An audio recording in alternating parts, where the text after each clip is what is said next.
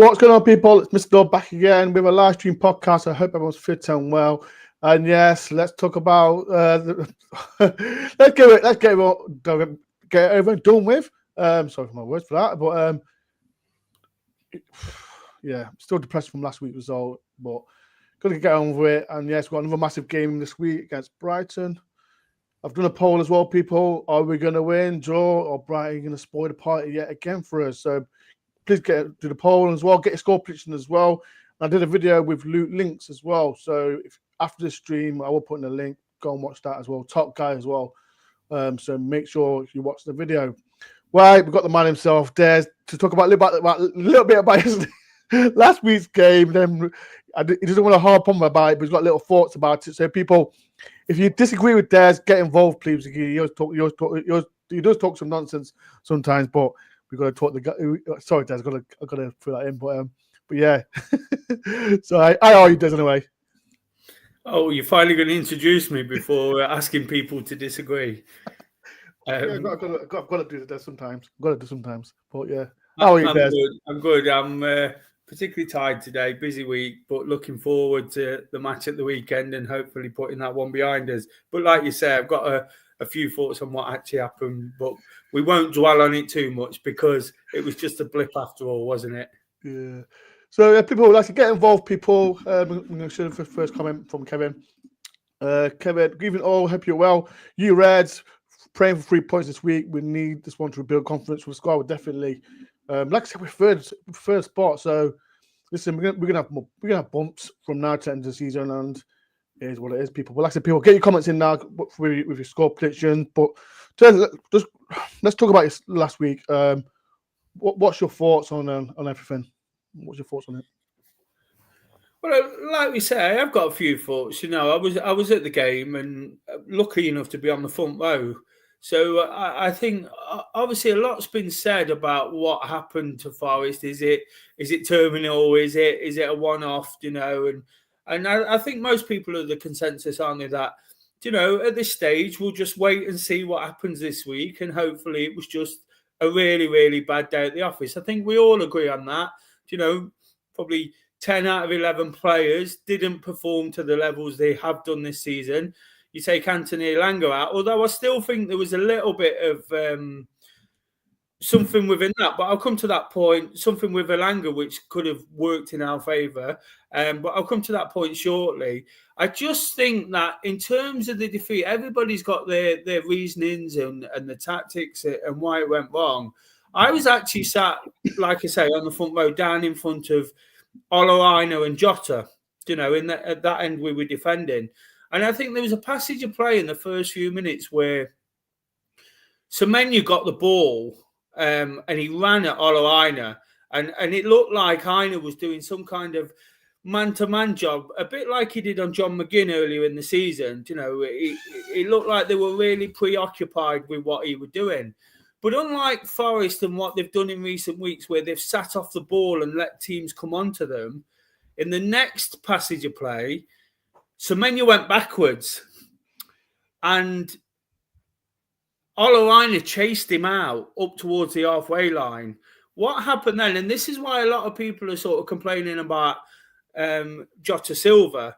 Jota Silva then had to cover Kirkes, who's been brilliant this season, who started overlapping down that side beyond Semenya, and it was almost like Aina had been pulled out. And Forest this season have not gone to the ball; they've let the ball come to them, so they lost a bit of shape. And with the fact that Jota Silva is not a defensive, he's not a winger in the first place. That's the first point. He's actually number 10. You know, yeah. and wing play's not his forte.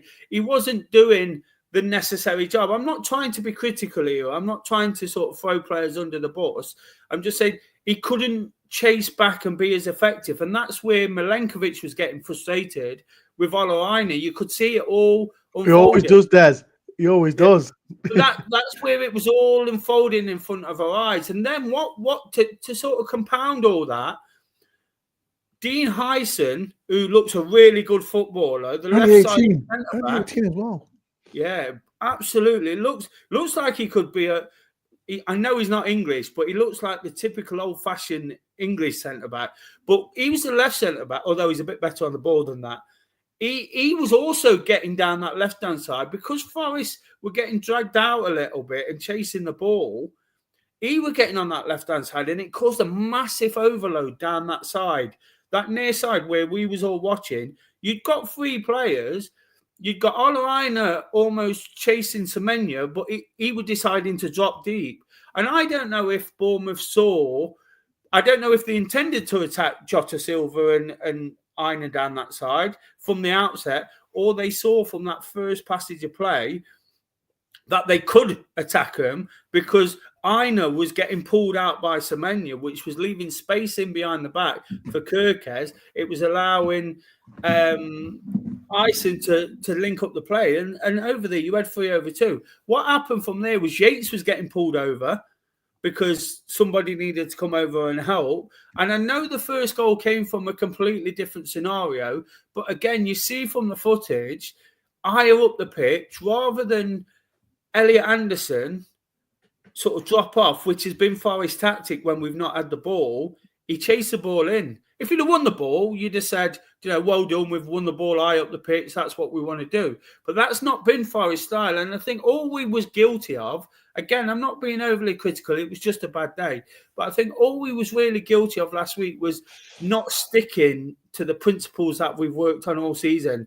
What they should have done with Semenya is let Semenya come on to Aina, and if he dropped back, let Silva deal with him whilst he's back up, and let sort of Aina sit in next to Milenkovic. And that's why Milenkovic was getting so frustrated. Obviously, the goal went down the middle and players was out of position. But what happened in the second half was more of what I've just explained. And it meant people like David Brooks were basically playing false positions. They could play where they wanted. Because there was that overload down that left-hand side, constant overload.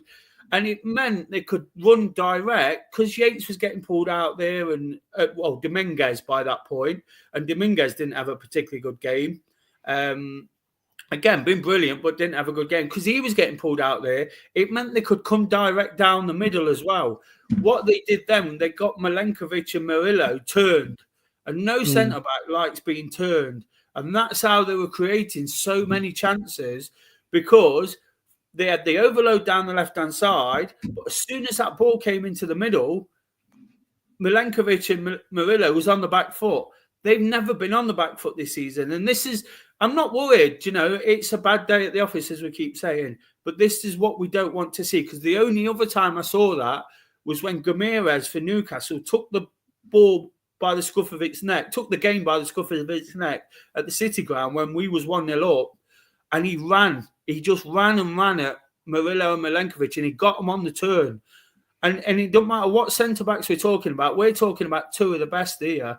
And I genuinely believe they're 2 of the best in the Premier League, and they're going places. But it doesn't matter which centre-backs you talk about. You get them on the turn, you get them running towards their own goal, with fast, unpredictable players like Bournemouth have got. Like I say, you couldn't predict in the end. Someone like Brooks, he's not a world beater, but he's a very good player when he's got the ball at his feet. And then you've got sort of Watera and Cliver and all those players just sort of bombarding them. And it was because Forest didn't, from the outset, stick to our own principles of letting Bournemouth come on to us. We almost sort of went back at them a little bit. Don't get me wrong, towards the end of the first half, we grew into the game. We started picking up the ball a bit higher in the pitch. We had 1 or 2 shots straight after the goal even. Yates sort of, did he hit the base of the post or did the keeper just save it? Keeper just saved it. But it was that, and I just think it was Forest's own tactics from previous games that let us down. And that, to me, says it's not terminal. Because if we put those things right, I think that's why Nuno might have been frustrated. Because if we get those things right, and also when it comes to this week, I know we'll talk about team selection. For me, if you play Ramon Sosa like we did against Everton, he's more naturally a winger. He's more naturally going to track back. Jota Silva's got no pace for a start. He's got a bit of pace. He's not not talented as Sosa. Whereas if Elanga was over there in normal circumstances, Elanga would have had a bit more pace to get back with Kirkes, get back and overlap. And it just looked like everybody sort of pinpointed Jota Silva as the man who was at fault. Yes, he was. He didn't play well and he was getting found out a little bit, but I don't think that's necessarily his fault. He was picked to play that position, and I still think he's best at number 10. We've seen bits of it. He's a good player wherever he plays, but defensively, he's not. And because Aina was getting dragged out and not doing his role, and again, he's been brilliant. He's been one of our best players. Absolutely awesome. You kind of give him a bad day. I think it was that, and that's why you saw so much frustration out of Milenkovic. On the other hand, I think we could have got at Bournemouth more by playing them at their own tactics and overloading our left-hand side. Because we had Lewis Cook, who's naturally a quite dirty player. Yeah. We had him on a booking quite early on. And whilst Elanga played, he was Forest's best player on the day, I don't think we ran at Lewis Cook enough. I think Elanga, the ball should have been out there at every opportunity. We weren't fluent. It wasn't quite working, but where we could, we should have had that ball down that left-hand side and trying to work at him, because we've seen it so many times. You see it a lot more in the Premier League now. Players work on players who are booked, and you see a lot of red cards and things like that, and substitutes just before the red card comes. And he never seemed in danger of getting sent off, Lewis Cook, when he's that nasty, aggressive player, and he's playing out of position, and he didn't have the pace to keep up with Elanga. So I think we missed a trick there, and I think by not sort of formulating our own tactics, we kind of let Bournemouth dictate and sort of overrun us. And I just think because of that, going into the Brighton game, I think if we put that right, then we should be much better. We should be much better and well equipped to put it behind us, and then we can shut everybody up who's been predicting this might happen for a few weeks. It's been happening all the time. So like I said, I think all the mainstream media have been ready for this. Or no, I know there's quite a lot of content creators saying, "Oh, Forest, it's down the hill for Forest now." Blah blah blah. Why don't you shut your mouth? I'm not going to mention who they are. I feel like mentioning them, but and just throw them under the bus, but I can't be bothered. So it is what it is. But like I said, we lost 5-0. Dead 40-foot he'll throw. A little chat about it. If you don't follow Des on any social media, please do. He does like a before and after the game as well. So follow him on Instagram, follow him on X. He does talk a lot, but we do listen to him. He does make some sense sometimes. Sorry, Des. I'm just going to chat. Hi, Colin. Hope you're all my friend. And people, if you want to be a member to my channel, please do hit the $sign. If you have any super chats as well, it helps my channel a lot. Eve, good evening, Mr. Dawn. Des, hope you're well. I'll be at the game Saturday. I'm setting off at 7:30 a.m. Hope we'll see you both on Saturday. I'm calling a picture for City Ground. Eve, I'll be the usual spot as well, so make sure you get there safe and well. Chelsea, hello, my friend. I hope you're done and yourself and Dan are okay. And like Peter says, please hit the like button and subscribe.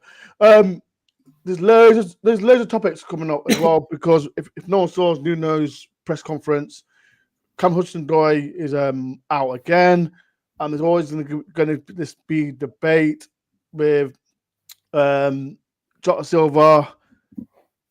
Like I said, he wasn't great against Bournemouth, and I personally said he had to perform to stick a claim in the game, but it wasn't great.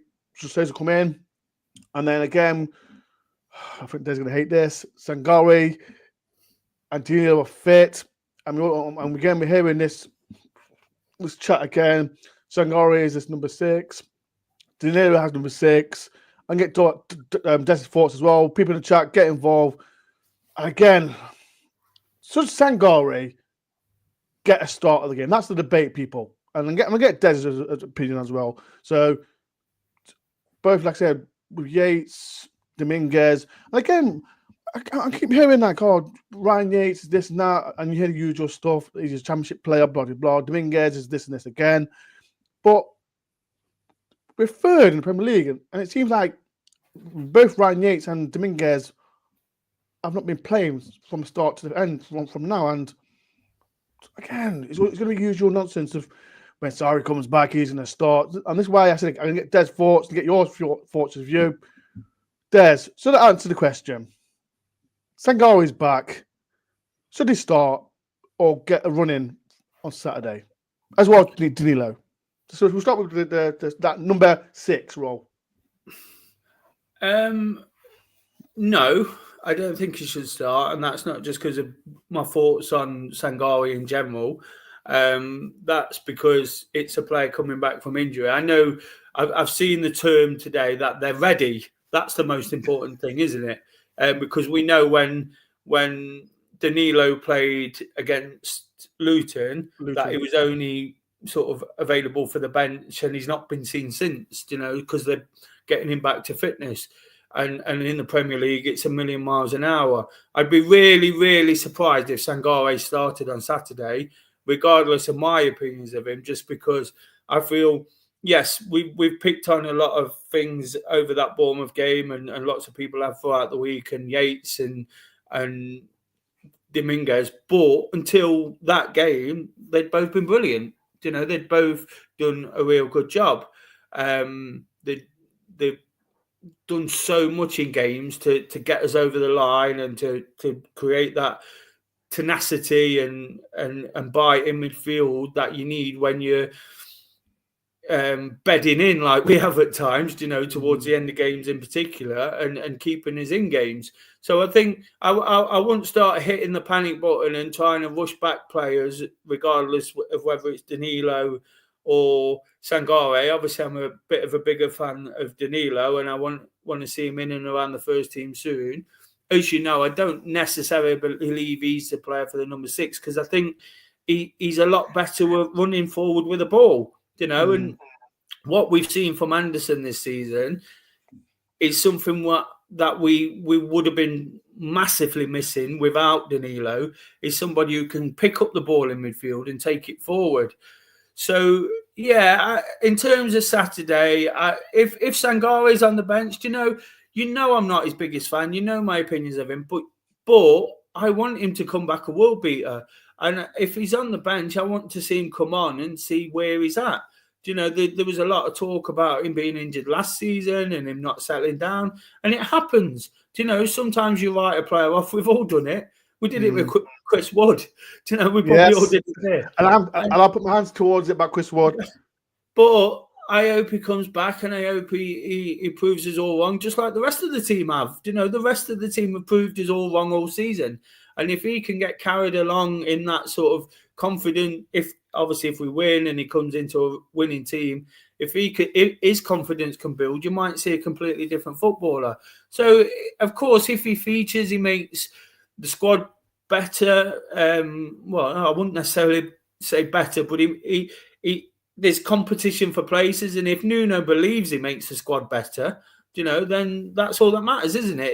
It matters what Nuno thinks. So it's good to have those players around, and a lot of people are saying there might be like 2 new signings. For me personally, and I'm sure we'll get to signings in a bit, there's still when you talk about positions, 1 or 2 have been linked, and I will save it till in a bit when we talk about it. But when you look, potentially that number 6 role is somewhere where we could improve, especially when you look at games like Brighton, where we got at Bournemouth, where we got a little bit overrun. And the owner, for as much as we might be realistic about where we are, as much as we taking it as a blip, Mr. Marinakis won't like getting beat 5-0 ever. Yeah. Whether we've won 8 games out of 9 or not, he won't like getting beat 5-0. And how keen sometimes he is to improve the team. Great, because that's what we want, a better football team to support. I'm not criticising in that sense. I'm just saying that he ain't going to settle. I don't think I kind of truly believed it. I'm not a pessimist, as you know, quite optimistic about things. I don't think I truly believed he was in it the way he is, but I'm starting to think the players we're linked with and what's happening with the team, that it's all things he said, hasn't it? He said it on the council house. He said where he wants to take us. And at the moment, there's nothing to suggest that he ain't taking us in that direction. So, I'd be interested to see what happens with the team this week. But, of course, it's going to be a busy weekend in the transfer window. So that'll really sort of highlight where Nuno and where the owner and the transfer committee, whatever that is, where they want to improve the team, and it'll sort of point out to us where they're going and what they're sort of looking at for the rest of the season. But the most important thing is whoever we put on the pitch on Saturday, that we get back to winning ways, because every question Forest have need to answer this season, they've done it. They got beat. They started well, a couple of draws, and then they picked up. We were supposed to win those first couple of games, and that didn't quite work out. But then we beat Liverpool, and we got a good tally. Then we got beat by Fulham, and we bounced back. Then there was that Arsenal and Man City game. Well, there was Arsenal, and we beat Ipswich. And then there was Man City, and we beat United. We answered every question when it looked like we was going to start slipping. And now we're in the next phase of that with this game. Brighton are a good side. Can't be underestimated by any stretch. Definitely not. When we went down there early in the season, we were really happy to take a point. Let's remember that. We were over the moon to come away sort of unbeaten from there. So can't underestimate them, but it is winnable at the same time. And if we sort of get back to those strengths and those things that we've worked so hard at, I think it doesn't matter who we puts on the pitch. We've got a good shout, and with potentially one or two coming in, you never know if we can push on again. I was say Lee Tilson search for Cam Hudson-Odoi. Yes, that's my opinion as well. I want him in. Kelly says, "How are you doing, Kelly? Hope you're well. Take your draw Saturday. Obvious, we'll win. Obviously, a win would be amazing. Yes, I'll take that as well." And again, Lee says, "Can you see James Ward-Prowse having a part to play going forward?" And again, I think that we'll say that at the end part about transfers, because, like I said, there's lots to talk about. And I think is it Monday the transfer window closes? I think it is. It the third. I think it's Monday. Yeah, third. So people in the chat, do you want me to do I don't know, a live stream transfer window, or much do videos with each Forest player I've been linked with? Because I'm off work, so I'll be on there as well. I'm seeing videos. Again, as well, people, like I said, the another conversation I'm saying Sousa, because I think there's been a video on YouTube about Sousa, and maybe it's hinting that it could start on Saturday against Brighton. People in the chat, would you start Sousa over Jota Silva? It's going to be a big discussion. Des, what's your thoughts? Because I feel, you mentioned for Bournemouth game, he's not out and out winger, number 10. I'm guessing you want him to start then. Yeah, definitely, because when he played against Everton, obviously he came in last minute, didn't he, for Murillo, and they changed the formation. Without sort of, he did a really solid job, and especially considering the circumstances of him coming in. And it was a game where the ball was up in the air a lot, and there was a lot of back and forth, and he ran the line well. He got up and down the line, and again, I sort of gave my bit of tactical analysis over the Bournemouth game, and it all stems back to how the fullback was at fault, but the winger couldn't really support as much as he needed to. And I think you've got an energetic player who can probably run that line a bit better. We know Callum Hudson-Odoi is a massive miss, and I think the biggest loss with Hudson-Odoi is the threat at the other end of the pitch. It preoccupies them going that way. And that's where I think, just to very briefly touch on Saturday, if we'd have had Hudson-Odoi in his position and Elanga, they wouldn't have been able to create that overlap, because they'd have been more concerned about him going up the pitch, even though Elanga's not the best defensive player. So I think you've got more of an attacking threat, a guy who he's got a bit of pace about him, he's got a good ball on him, so if he does get a bit of space, he can do that, and hopefully get back in there and help if needed. When you think about it, if he does play, you're probably going to see Elanga go back to his natural, that side he's been playing all season. And that might be key as well, because they've got Matoma, who plays down that side, and he's banging form at the moment, although he's been linked with a 94 million pound move, hasn't he? Yeah, 65 million for Matoma, and now I think the one, is it 80 million now for him? 94, I seen somewhere 90, earlier. No, it was 90 million. That's mad. But if he plays on Saturday, he's a good player. You know, we know that. And again, with the issues we had in that area last week, you'd hope something changes, because I wouldn't fancy seeing Jota Silva. So I think we might see Sosa on the left, and Elanga back on the right, and that's how they might line up at the weekend. And that's how I'd like it to line up, to be honest. So people, like I said, there's 27 people in. Please do hit the like button, subscribe if you're new. I'll get Des score picture in a minute now. Like I said, we'll be there, people. I'll be there as well, doing my usual content. Des will be doing his usual after game before. And as well, people, I'm very Des on the bus, man. I keep saying to him every single bloody time, Des needs to start a YouTube channel. So people in the chat, yes or no? Do you think Des should start a YouTube channel? Because I know he's done it in the past. So Des, right now, let's throw you on the bus. Start doing a YouTube channel, please. So people don't. I know people follow you on X, but just do it on YouTube. It's good. It's good. People like listening to you. Is that all right? Wow. If you look at X, it's not always the case. People in the chat. So let's start a YouTube channel. Yes or no? Put Y or N. Get involved now, man. Oh God. And here's the start of the show. Here's the start of the show. Here he is, Stan the man. Here he is. Get Des off the show now. Get Des off the show. Des, we keep talking about this bloody transfer window, man. And we've been linked with 10,000 players over and over again. But it seems like we're not going to get no one. Or do you really think, right? I saw someone on social media, Forest are keeping it so quiet. I'm not told no agent, because we all know what happens. People talk to agents. People talk to Romaro, or is it Osteen? What they pay him to say it? Do you think Forest keeping it quiet, or do you think we're not getting no one? I don't know.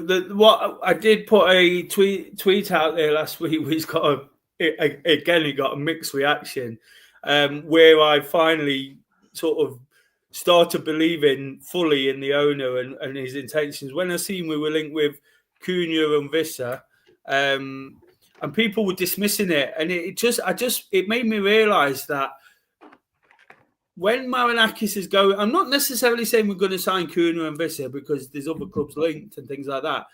But when we reach a level, we saw it with Gibbs White, and I know he's not been a massive success, but we saw it with Sangare.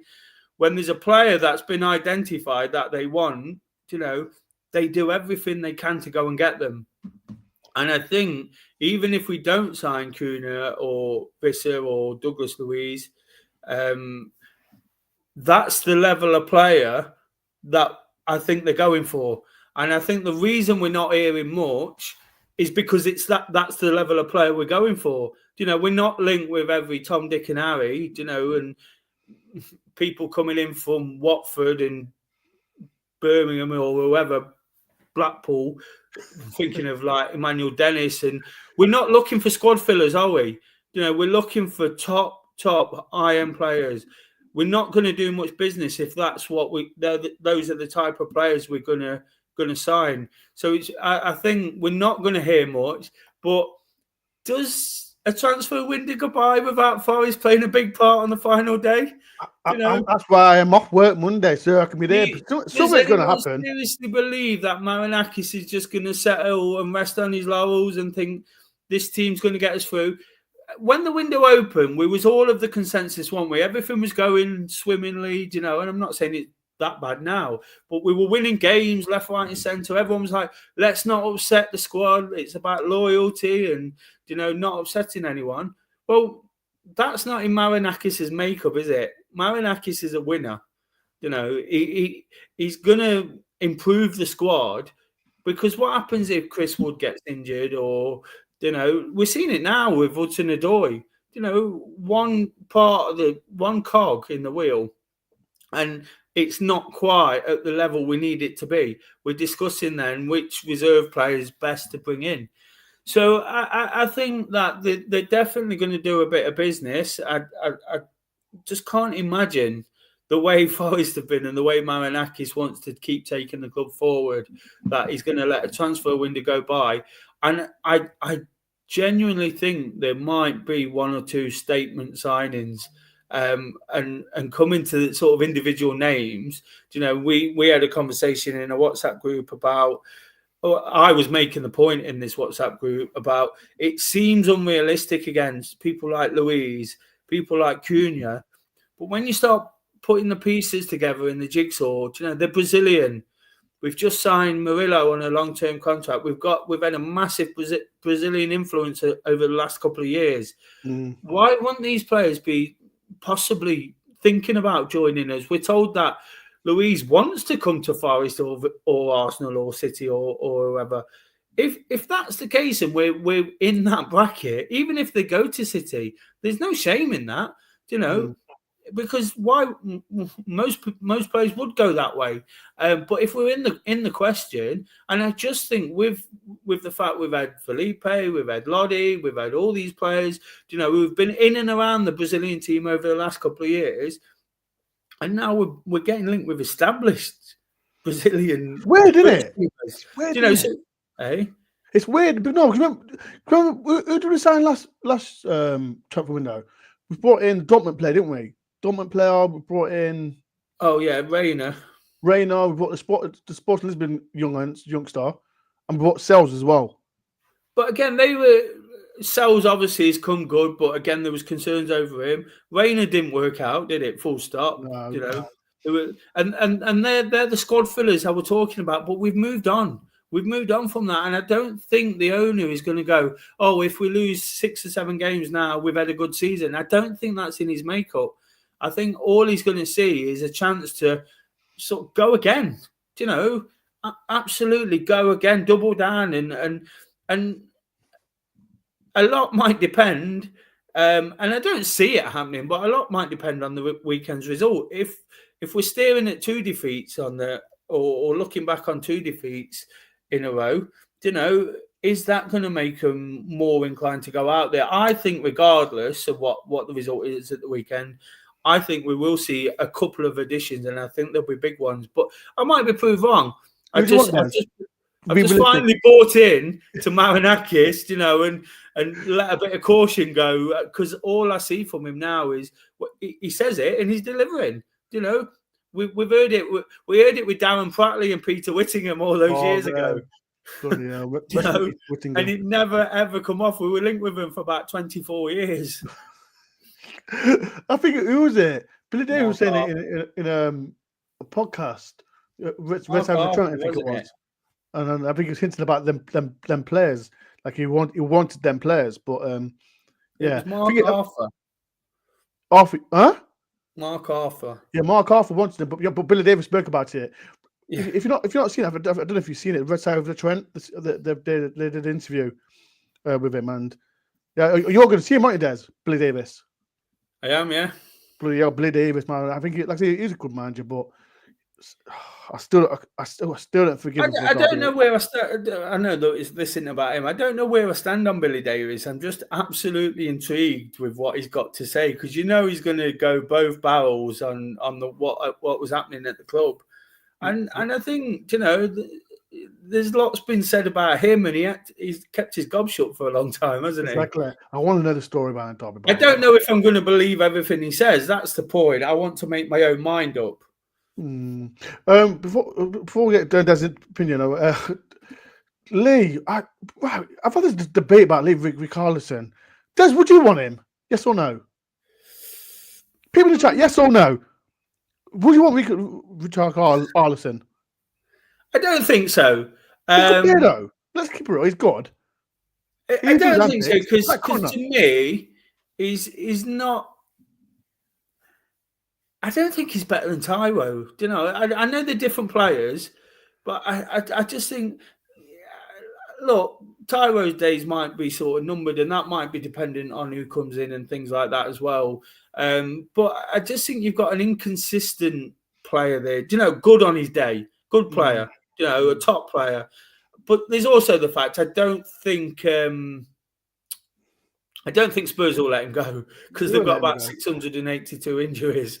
So I don't think that's a likely one. I get what Lee's saying. I get where he's coming from. On his day, he's a really good player, and he's Brazilian, so he fits that. That's the thing. He's a Brazilian. He fits into the squad. Well, I don't think I'd take him on this occasion. No, I don't want to say this way. Shout out to Luke. Luke's here. Luke's Brighton. Like I said, I did an interview with him. Brighton fan, top guy. He'll be there Saturday. So Des, Luke, here's your guy. If you want to interview someone, here's your guy.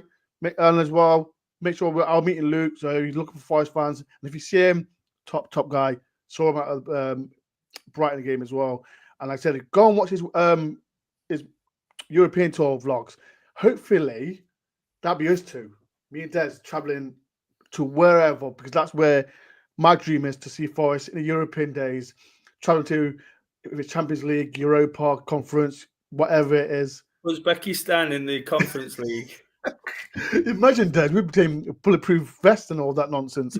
Going anyway, we're taking Stan. Stan will be security guard and all that. But yeah, that'd be amazing. But yeah, make sure everyone go and subscribe to Luke. Like his vlogs, or especially the Rome one and Ajax as well. Top vlogs, man. Yeah, so I'll see you Saturday, my friend. I think this is a response to Lee. No. It's a no. Pete Walsh says it's a no. Long-hated, no. Luxon, he just put hands up. Shout out to Long. He got YouTube channel as well. So shout out to Long-hated Yeti, top guy as well, man. So make sure he does all content as well. Right, so people, there's 32 people in him. Like I said, please do hit the like button, subscribe if you're new.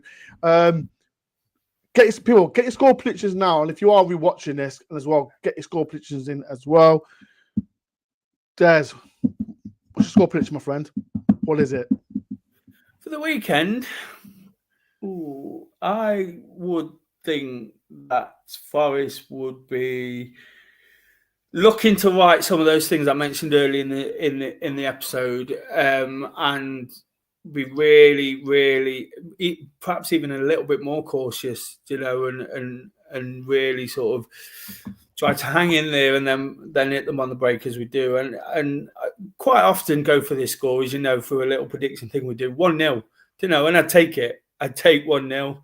I think if we win, it will be by the odd goal, so I'd go 2-1 or 1-0, but my gut feeling is to try and shut them out and break them down. We haven't got all the flair that we'd normally have, but we might have to work in different ways to break them down. But I know we're still definitely capable of doing it. I'm going to go for my... But on the other hand, keeping a team like Brighton out, who are very neat, tidy, they spun the game round down there, didn't they, very quickly? Yeah. So they've got goals in them, but again, I'd still like to think we do a better job than we did last week defensively. Exactly. I'm going to go for mine. I'll say 2-1 Forest. I think we'll bounce back. I think it's a little blip. And Brighton, like I said, Brighton are a good team. And like I said, I've been saying it. I said it last after the Bournemouth game on my live stream. Every game's cup final. So I think we'll go 2-1. And this first spot is going to be massive because Man City are winning. Newcastle winning. Villa doing a late surge. I'm not going to mention Man U because it might rattle Des. So yeah, I think we'll win. We've got to win. So yeah, right. It's been a pleasure, Des Holden. Thank you very much. And as well, Des has got a new Instagram channel. It's called Far Have I Travelled on Instagram. So if you can, people, go and follow that as well. He's got two Instagram channel accounts now. So if you can, follow For How I Travelled. It's just somewhere to dump my football stuff. I like taking pictures, and rather than fill my own feed up, I just wanted to put some on there. You never know, it might be a preparation for other things in the future, Dore. A travel European tour, Des. You never know. We never know. I need to stop thinking. If we do, then I'm going nuts. But I don't care. But make sure I follow Des on Instagram, on X. Make sure everyone do subscribe to my channel as well. I've got 12.1 the next target's 12.2. So if you can, got Ian's here as well, another legend. After the last Saturday result, I'll be happy with Joe, but I think we'll be 2-0. Ian, make sure you don't wear Dawn's top for the game as well, please. Shout out to Ian, shout out to Dawn. But yeah, people will be there Saturday before the game. Usual content, vlog, after game reaction. Might do the review show Saturday, but I'm working Sunday. So yeah, more content as well. But yeah, it's been a pleasure. Des, I'll see you Saturday, my friend. After when the stream goes, it's going straight to Dan's channel because we've got the Dave on there, so it's going to redirect straight to Dan's channel. So if you can, just put Door Raid if you can. But yeah, people, it's been a pleasure. Thank you everyone that's watching this. Can Forest get back to winning ways and keep that third spot? Peace and love up the bloody Forest.